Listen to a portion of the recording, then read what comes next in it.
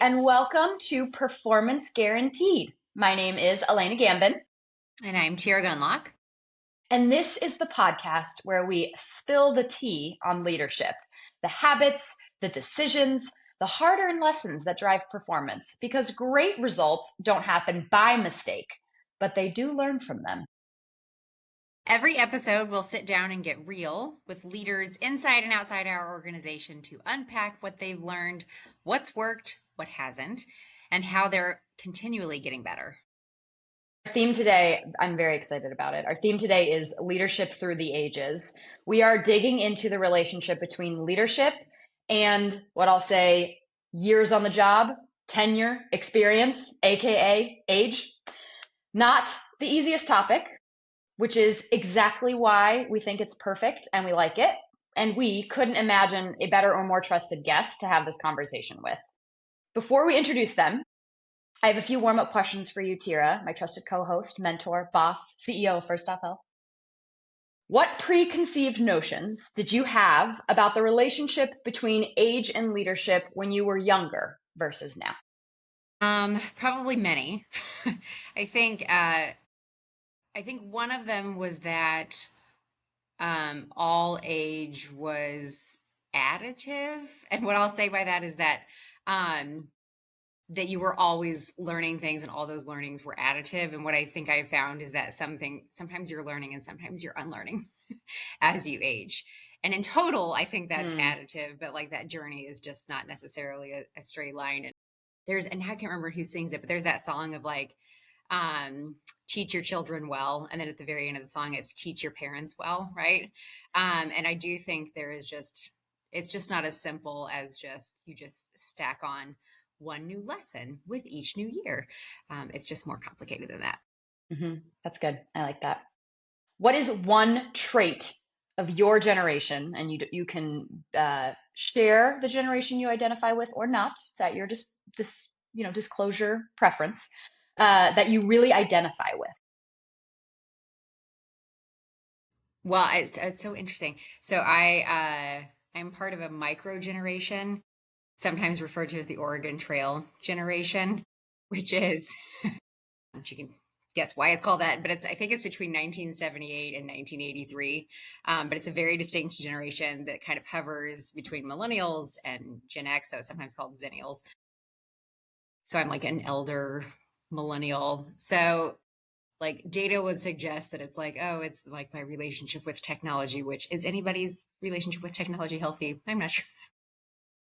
So I feel like though, the thing that stands out in my mind is that every time I meet another elder millennial, it's how much we love the pit these days because we all grew up watching ER. So I'm going to say that that's what stands out in my mind. I don't know. What about you, Elena?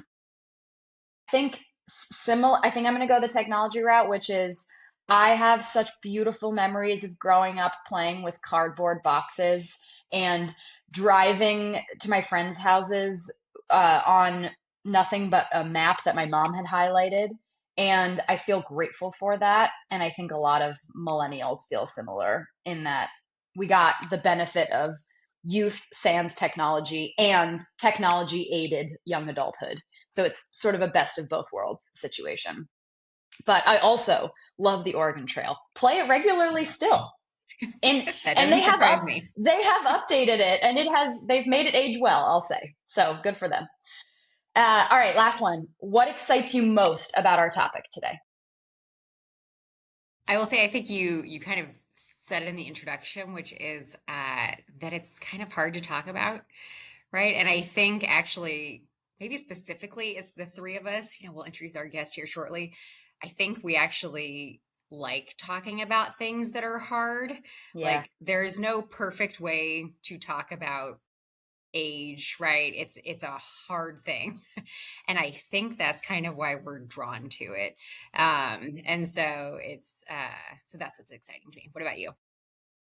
I think so. And I also say every time I talk to this person, we're really bearing the lead here. I learn something new. In fact, one of my favorite phrases that I use often with my clients is we want the right thing to do to be the easy thing to do. That phrase totally co-opted from this person, and they often give me sound bites that are very meaningful. So I expect we'll have a few of them today. But without further ado, and on that note of enthusiasm, let's bring out our guest. She is the SVP of Quality and Population Health at First Stop Health.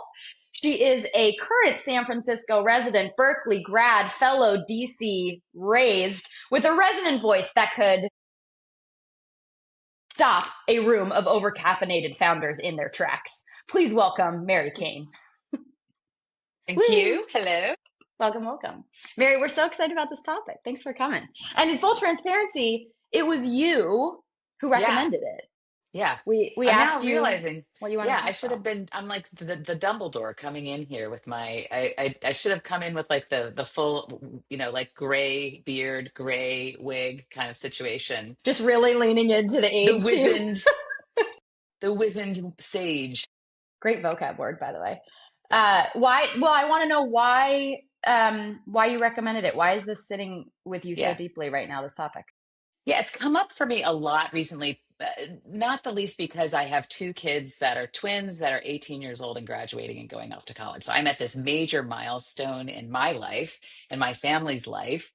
And I've been thinking a lot about my next chapter. What does this mean for me and where I am? And I am Gen X, so I'm the older generation and have been around for a long time. Like when you're talking about Crosby, Stills, and Nash's "Teach Your Children Well," There you go. I that was was like, on who sang that? repeat. Well, there That you was on go. repeat. Yeah. And so there's a lot of things about kind of where I am right now that I feel like have been um, I feel like I've been reflecting a lot on what I like about the role that I'm playing and what I like about being a leader. Why I'm very grateful to be doing this here at First Up. I love what I'm doing right now. And then the other thing that came up that was part of the reason we were talking about this was the fact um, that my team kind of spans ages. Hmm. And so that was something that was also when we were talking about kind of the notion of leadership. That's a unique situation, I think, for me in particular. But also, it's joy. I really am enjoying that, and so it's made me reflect on how do I help people at different stages of their career. Yeah. Like chronological age comes into it, but it's really stages of career, and as a big part of how to support people differently. Yeah. And if we know anything about leadership, it's the more you can find joy in the work that you're doing, the more effective you are. Yeah, totally. Yeah. I like that. Well said. Tira, you were mentioning something about sort of in your career, some of the things you valued most have been intergenerational friendships Yeah, I and think, the beauty of it. yeah. Well, I just, a lot of times, I think in different cohorts in your life, you're kind of naturally put in with like people, right? So it's like you go Mm, to college and it's like you're put into like a dorm with other like people and or maybe a very unlike you and that's a growing experience. Being thrust into an 8 by 8 room with somebody. But I think there's work is one of those places where there are oftentimes cross sections of people that are unlike you in a number of different ways, right? And I think when I was first starting out my career, I was very fortunate in that I was like the youngin in my department, like the kid sister kind of in the department. And I so loved being able to form these relationships with with people that were not in my generation, right? And not that they were so much older, but they definitely hmm. were a little bit older. And so I think I got a lot out of that. And just really, yeah, really value that. Yeah. Awesome. All Yeah. right. Well, we have a lot to learn from you, Mary, today. Should we dig into some of our questions? Yeah. I would love to learn, Mary, a little bit more. I mean, I know, but our listeners don't know all about your very seasoned background and kind of how you got your start in healthcare. And so I would love to kind of hear about your background. Yeah. Um, I came west because I was running away from a job I didn't want on the East Coast. But it was waiting there for me. I had been working part time, and I thought that I was going to be a lawyer, and so I had been working part time in a law firm, and it was gig work. It was before the gig economy, but it was gig work. Mm. And in my time off, I would volunteer. And one of the places I volunteered at was a gigantic shelter in DC, homeless shelter in DC, during AIDS. And so it was something where, and I had a lot of gay friends at the time, and went to get tested with friends because none of us were really thinking about it at the time. And one of my friends was positive like I was in my early 20s. And I had a bunch of friends who were driving out to the West Coast, and I came out and just felt this vibe in San Francisco that was very different from DC. Hmm. And I kind of went home, packed, and moved, and told my parents I was going to go to law school and grad school, and it's all going to be great. And then I landed here, and went immediately into working in the HIV/AIDS kind of workforce there.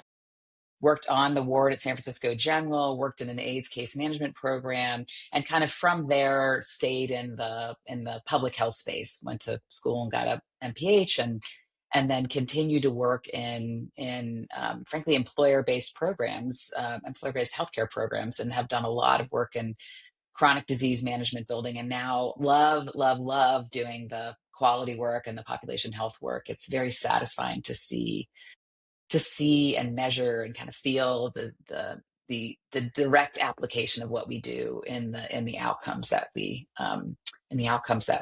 see, and it's quite thrilling. I never looked back, though. I mean, I spent a lot of time going back and forth to the East Coast, but I never looked back. I've never left San Francisco, so It's a I've beautiful enjoyed my place. time here. Yeah, Yeah. yeah. So if you were going to make a career choice today, like, do you Mhm. think having now the experience that you have, like, do you think you would still make the same choice, or do you think that the inexperience of that time actually led you to kind of that calling within, the AIDS Mm. clinic and within public health? Like, was it that like wide-eyed optimism that led you to that place? And would you still go there Well, without those hilariously, I experiences? won the award in my senior high school class of most likely to succeed in the healthcare profession, or like my Well, biology class, look. for some bizarre I mean, like, That's so funny. I was good in biology, but I very much believe that you kind of, I am a part of all that I have met. My path is my path, and all of this is the things that happened. So many of them feel, circumstantial and based on the people that I knew, and people coming to me, and me, you know, becoming interested in something, and therefore moving forward with that thing. So I do know, and people in my family have been very successful at, like, at the age of 14, my brother knew he wanted to be a veterinarian. I don't know how he did that. And that's what he's, done very successfully. I feel like my life has been a little bit more of a wandering, kind of like some nudging of the path that has been very successful for me. And part of the challenge with that, and this is actually something that I do actually talk to people about quite a bit when I'm coaching people. um, it's not easy necessarily to choose. My path wasn't necessarily easy because I often chose to do something that wasn't exactly like a traditional job description, Hmm. or I went beyond what that job description was and ended up in a different place. And, when I was in grad school, I had an opportunity to work for the CDC in the state of Washington. And I landed there, and the guy who was at this public health practice center said, "Well, you're here to fix the website. You're going to help me fix the website." And I was like, that sounds really dumb and boring. And instead, we went to all of the counties in the state of Washington to talk to them about their use of the internet to report public communicable diseases. And so it was this completely different, but I was able to just say, "Nah, I don't think that's a good match for me. That doesn't sound interesting." And so Mhm. I don't know that I would have chosen exactly the same path. I probably would have taken a year off here or there, but it was I love my life, so that's great. That Yeah. seems like a bonus. Was there any, so along your kind of journey, like early on, was there any like advice that you received that created a specific curve or that was like especially impactful, that you look back Yeah. on now with gratitude? Yeah, I have to say I had several bosses in like mentor bosses in my young career who pushed me pretty hard. And Mm, they pushed me because they saw something in me or whatever. And it wasn't like I was resistant to their advice. I was very open and welcoming of their advice. And some were quite directive and others were more kind of, hey, pay attention to this, hey, pay attention to that. And the one very early experience I had while I was in grad school was I worked in a forecasting think tank that where we did a ton of public speaking, and so I did a ton of public speaking at a very young age, and that was super formative. You watching yourself be recorded and hmm. learning from, oh my God, that's what I look like. Um, I did a talk once where I followed this amazing woman and I got up and spoke after her and said, well, I'm not going to be anywhere near as impressive as her. And this person came up to me afterwards and said, never start a talk by putting yourself down. That was, that's never a good place to That start. is a really good piece of You advice. framed in other people's minds that you don't feel good about yourself. Right. And so that was Hmm. kind of one of those, and I also, I had thought about going back and I thought about being a nurse practitioner. And my boss at the time was like, you're not that great with authority. You might want to think about going into this super hierarchical system as a nurse or nurse practitioner because you kind of tend to resist and kind of do your own thing. And that was the AIDS case management program where and this will also date me, I bought a do it yourself Microsoft Access book and flipped through the pages and created a database for the catheter nurses that were working in AIDS at the time. So everybody had these kind of crazy ports, and these nurses would go to the house because they had chemo basically, and the nurses would take care of their ports. And I created a new computer program for them to use at the time. So while reading the stupid book for how to do it, it was very far away from vibe coding. Let's just put it that way. Mary, Before you Claude, there use, was Mary. right? Yeah, yeah, Let it be known. Yeah. Mary, you used the phrase not that good with authority, and yeah. you also referenced, and I would agree with this, that you often are someone to say the hard thing or Hmm. Hmm. I guess the hard thing is the right phrase, like the thing that you Hmm. think needs to be said that no one else is saying. Yeah. Hmm. Is that something that's come with age, or have you always been that way? I've always been that way, but I've gotten better at it, right? Mm. The thing that I noticed very early in my career is that if I said something in a like a larger meeting, spoke up in a larger meeting, I would have people come up to me afterwards and say, "Oh, thank you so much for saying that. That really needed to be said." And then leadership would be like, why are you saying that in that setting? Can't you say it differently or whatever?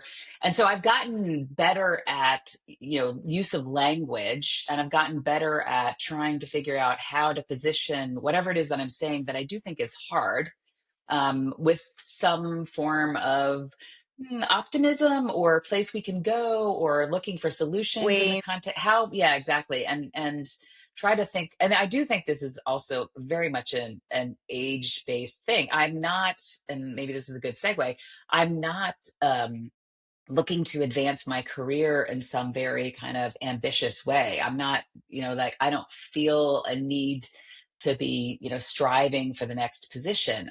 I work hard and am very satisfied in where I am and what I'm doing, and I'm enjoying it. I'm very stimulated by this work.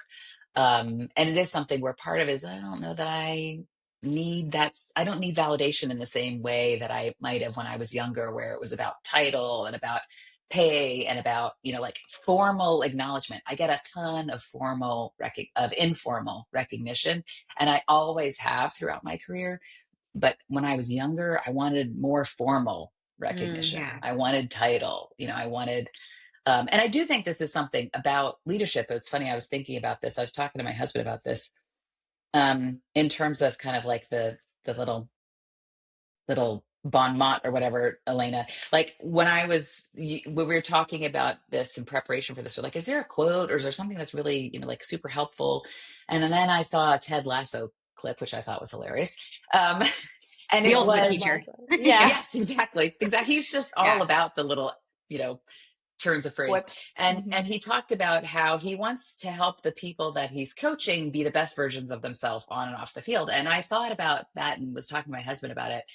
And the idea that, I want to both promote the people that I'm working with, and, support them, encourage them, push them in the way that I was pushed, push them forward, and then get out of the way. And part of getting out of the way is, if I'm in a meeting with a large group of people and I bring that person with me, they should be the one who speaks first. I should give them the opportunity to say whatever it is that they are expertise in, Hmm. because they're spending time on the front lines doing that work. And if I need to adjust or add or help, I can adjust or add or help, and they can always turn to me. They trust that they can always turn to me. But it is something that I, as much as possible, want them to. I want to give them the opportunity to use their voice. And maybe this is also from the public speaking thing. I want them to speak. I want them to Hmm. be confident in that. So there's a, and when I was talking to Chris about this, he's like, the idea of promoting them and then getting out of the way, in some ways, that those two things don't always go together. Sometimes people Mm. promote them, but then they don't give them that stage and they don't push them Mm. onto the stage. My boss literally pushed me Mm. onto the stage where we were talking to 2,500 people at a time. And she was like, yeah, you got this, go, so Yeah. That requires you let your ego get out of the way Yeah. and let them be the yeah. shiny And, thing. and if they're wrong, that's fine. I can coach them. We can, I can actually probably adjust it in the minute. But again, it's that question of like, oh, okay, I don't know that's interesting. I would have thought, whatever the thing is, maybe it's because we're not in front of clients as much that we have a little bit more We can do freedom that. there. Uh, Something you said, Mary, I don't know, made me curious around you're talking about, oh, when I was younger and I had like a very specific, promotion in mind or kind of the next step in mind, and less so now. And you kind of, you really appreciate the informal feedback, right? And I'm curious if you think that inherently growth is more expansive, like the definition of growth is a more expansive thing as you age, versus like a more a narrow definition when you're Mm, younger. And yeah. if Yeah. so, or are they just different definitions? And if they are kind of more narrow and more expansive, are there good and bad things kind of about those different Yeah. I mean, I ways think of for it? me, I've been very lucky in my wandering, right? And it is something where another really good boss I had in the past said, you need to think about what you want to take from this job, right? Like when you leave here, what's the thing that you will have learned? What's the skill you'll have learned? What's the experience you'll have had? What do you want to put on your resume to some degree, but also like, what do you want to have taken with you as something where you've experienced this enough to know, I want to do more in this, I want to do less in this, I want to have tried this. And so that kind of notion of, and this is also something where, and we talked about this before, right? Like I have people on my team that kind of span their career and are at the beginning of their career, and people like me who are, on the on the other side of the midpoint. And you still want to take things away every day. There should be something where they want to be doing that's helping them learn and grow and be different. It's very different for the younger person than it is for the person who's closer to my age. And so that definition of growth for the younger person, there's ambition, there's drive there. And I was, again, thinking about this, I remember being that young person and thinking that my immediate boss, she wasn't as smart as me. And I was going to I was going to be better than her. And I was going to show the skip level that I was smarter than her. What a jerk. I mean, it was like, one of those things where like at the time I remember feeling like, oh, she's in my way. But at the same time, she was doing her job and she was coaching me fine. I just really liked the guy above her and I wanted more time with the guy above her kind of thing. Right. So, um, but yeah, I think it is something where I think there's an opportunity to open people's eyes to different types of growth, honestly, is what Mm. it is. And so it Hmm. is something where, yeah, Yeah, yeah. that really resonates with me because I will say that one of the things that I've found sometimes challenging over the years is especially with like early careerists, is like that first step they want is to manage people, right? Like that is right. They want that stepping stone. And one is there may not be that opportunity at the company for the moment, or they may not be ready, right? But also, that's not the only way to grow. That's not the only way to influence the No, organization or to even make no. the biggest difference. And so, and I think, and in fact, there's been a lot of, I think, like fodder in the business world about like, how can we make sure that individual contributors in whatever industry can still grow and learn? And in fact, if they're going to be a great individual contributor, to make sure that they can still grow in earnings too, right? Yeah, yeah. Not that they have to continue to like climb a managerial ladder to be able to kind of yeah feel Yeah, that influence. There's many ways. it is interesting because I do think that comes up quite a bit in this notion of like, well, Hmm. they're not a true manager, they're not a true director, they're not directing or managing other people, Yeah, even though they own a giant, chunk of what we're trying to but they do, you know? exactly. And so it's like, what is the how do you measure sphere of influence outside of Hmm. people management, Yeah, right? Which yeah, I think is yeah. can be hard sometimes. But I do think that is a good question, I think, for young careerists too. It's like, what are the other ways, right, that you might want to grow and learn? I'm curious, what one piece of advice would you give to other people leaders who are managing diverse teams, kind of at opposite ends of the spectrum in terms of age?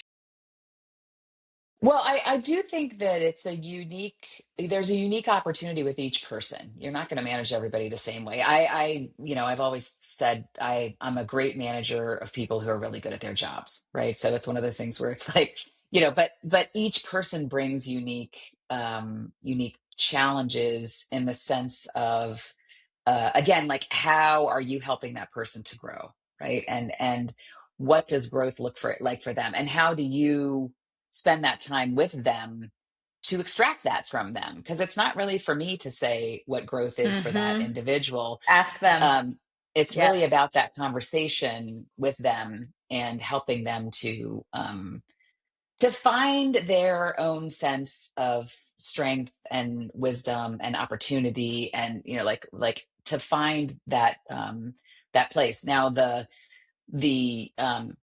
the worst people managers, I think, are people who are not letting the other person talk to them about what they need, and they're not spending, like they don't spend that one-on-one time with them. They don't make themselves available. They don't listen, as opposed to kind of like Hmm.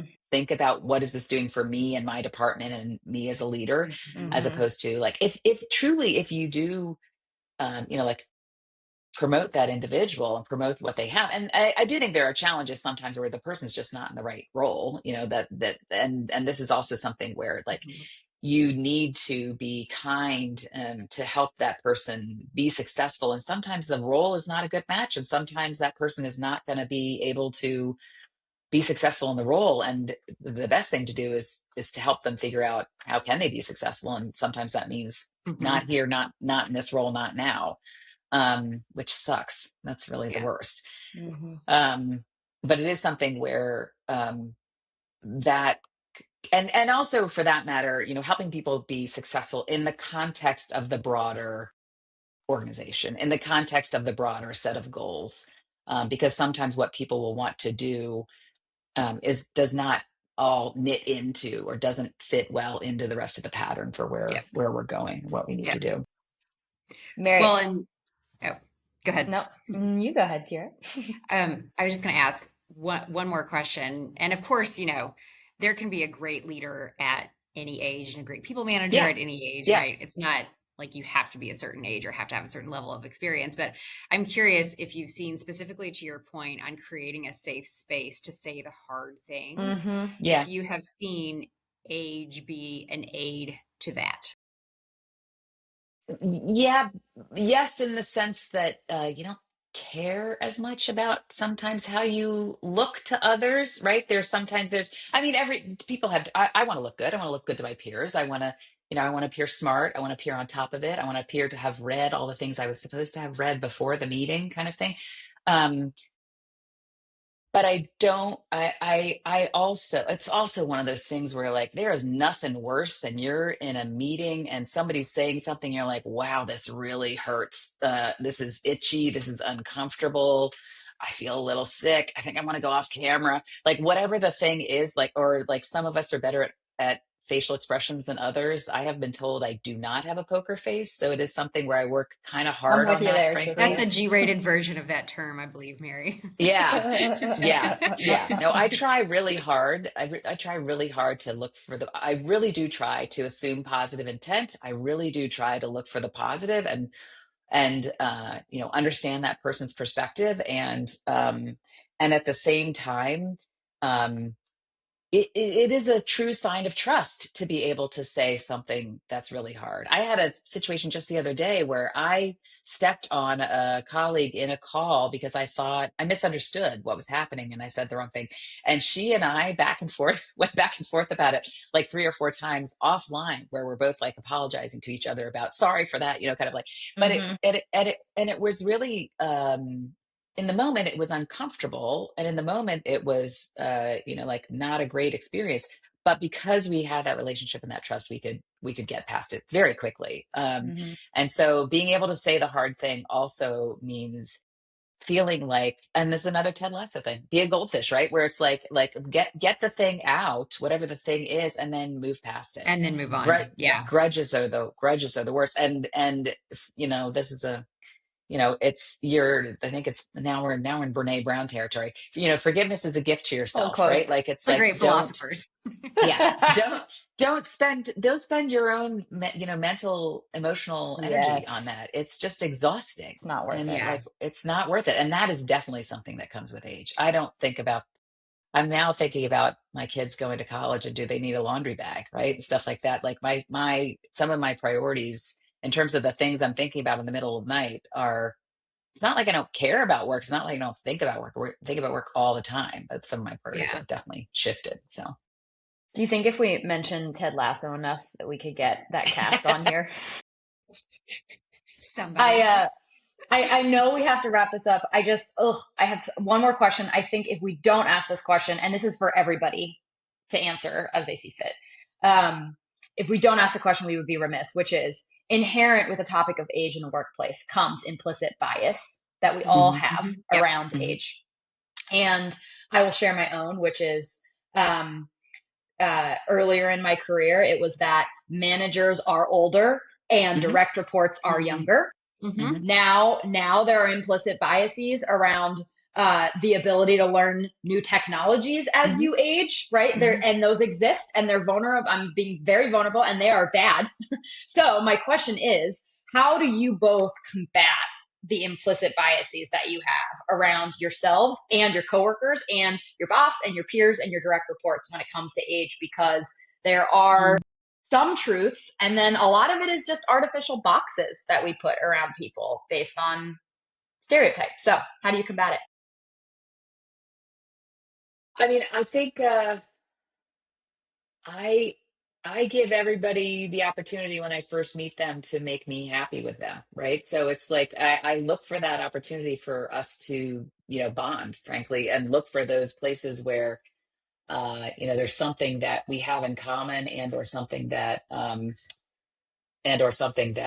makes me want to spend more time with them. It's rare that I don't get that from somebody, whether it's we, you know, we both grew up in the same part of the world, or you know, we both have the same challenge with our teenage kids, or you know, whatever that is. I think that the implicit bias stuff, maybe this is also something that changes with time. I think the thing that I maybe worry about, I don't, again, I don't know that this is age related. I was going to say there's a certain amount of having patience and having, you know, giving the time, maybe it's my age actually, giving the time to develop that relationship, right? And so I might come in with implicit bias, but I think as I've aged, I don't feel like that drives me as much as it may have in the past. You're beyond the bias. I don't write people off necessarily as quickly as I did, I think, when I was younger.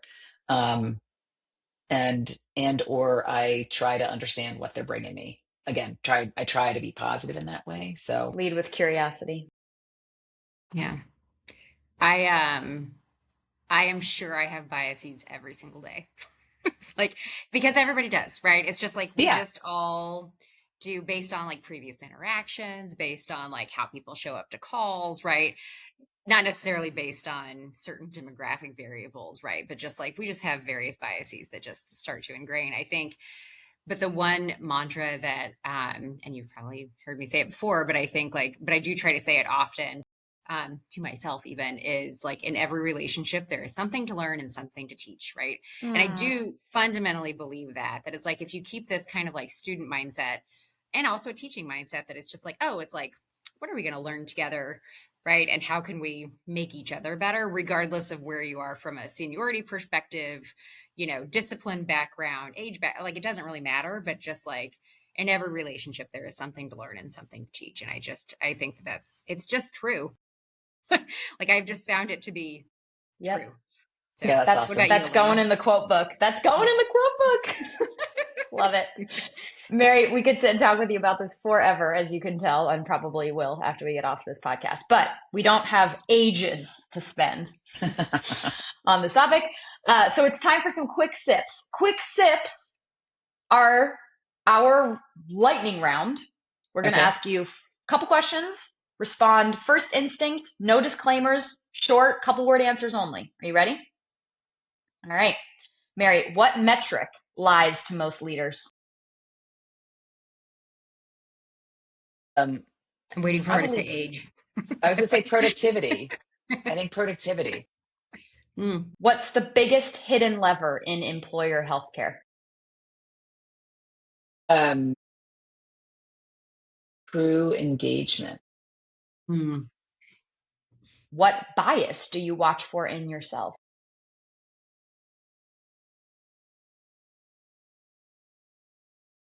It's a different form of engagement, but how engaged somebody actually is versus kind of not fully engaging in the work. You know what I mean? So whether or not I think somebody's truly paying attention and truly engaged. And lastly, what leadership lesson did you learn too late? That being aggressive is not the same as being successful. So kind of pushing, pushing, pushing, as opposed to helping move something along in a way that isn't as kind of, you know, pushy. Pushing without being pushy. Awesome. Also, can I just say that I can't believe we quoted Brene Brown, Ted Lasso, but not Taylor Swift. So I just want to do a plug for one of my favorite age quotes that she has, which is, "How can you know everything at 18 but nothing at 22?" Which I just think Mm, totally encapsulates, right, the like up and down feelings of like, does age present more wisdom? Does it not? Young wisdom, old Yeah, wisdom. Anyway, yeah. plug for Taylor. Or we wrap at the end of every episode, we ask someone who works closely with you how to describe your leadership style as a hot beverage. Tira, I think you have that. Oh, I do. Well, may I just say before I read the ones that were provided, my own personal hot beverage for Mary would be unfiltered hot coffee, right? Ooh. Or Unfiltered because unfiltered it's hot sake, maybe? yeah, it's like well, unfiltered for the obvious reasons that Mary tells it like it is, and that's like such an like it's a quality that's so appreciated, I think. And also just hot coffee because I think it actually pumps people up, right? It's like people need that injection and it's soothing. So anyway, so that's mine. But also Cole Barfield, our chief medical officer, said that she's a well-made hot chocolate, warm and approachable with a directness that's energizing and a thoughtful, steady sweetness that makes working with her consistently rewarding. So, hot Sweet chocolate, as that. I love unfiltered that. coffee. That's awesome. Yeah. The hilarious thing is I haven't had caffeine since 2020, so it's funny that Girl. Thanks. Yeah. when It's I because do you're your own accidentally have natural caffeine, caffeine. when I do accidentally have caffeine, forget it. You can't keep up with me. I'm Yeah. Yeah. ridiculous. You're too far above us. We can't possibly understand you. Yeah. I Mary, just talk really yeah.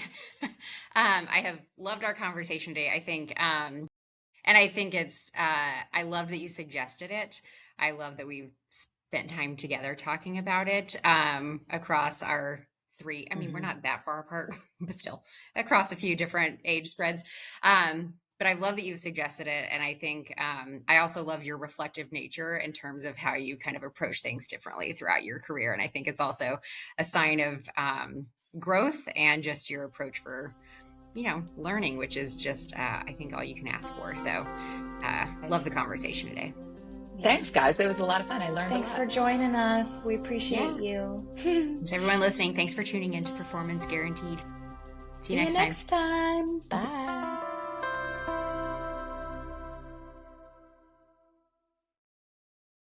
But we were driving down, and there was a motorcyclist in the middle of the road who had been thrown from his motorcycle. People were driving around him. And my mom pulled over and like ran across the traffic and then just like sat there and stabilized his head while she had me call 911. And he was like flopping around. It was insane. And I was like, the moment in Parent Trap when Lindsay Lohan is watching her mom dress the model and she's like, my mom is too cool. That was my moment Yeah. watching my mom do that.